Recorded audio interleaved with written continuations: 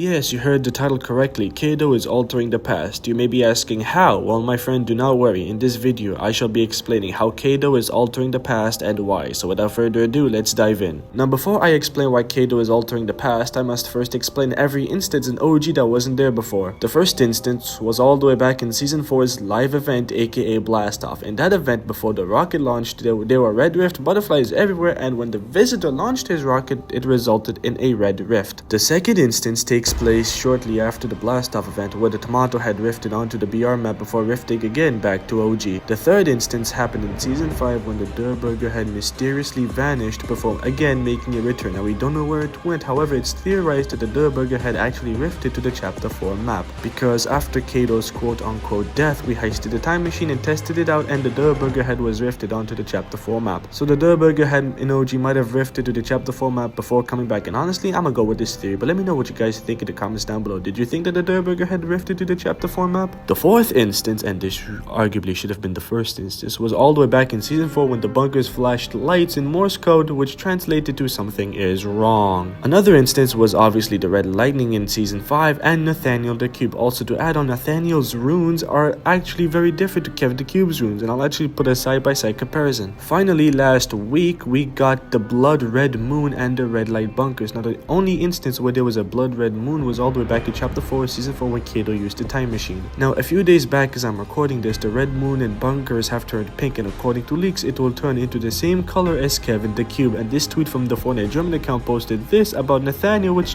when translated states the following: "Ah yes, the good old red cube. It would be a shame if the color were to change for any reason." Alright, change for any reason? Huh, you don't say, eh? Now, at first this might have been a translation error considering that it was AI that translated it, but after seeing what's happening right now, it's safe to assume that the cube will change colors, and it's theorized that it'll be back to purple because, you know, purple moon, purple bunker, so why not purple cube? Now, what does this have to do with Kado altering the past? Well, what if Kado time traveled to the past to presumably take something for himself because, you know, he's a collector and he likes to collect artifacts, so maybe Kado Thorne came back to get something from Chapter 5. No, not Chapter 5, my bad, Season 5. But after seeing the result of him time traveling and getting what he wanted, he decided to revert the past back to how it was while still carrying whatever he wanted. Now you may be wondering how. Why would he do that? And it's simple.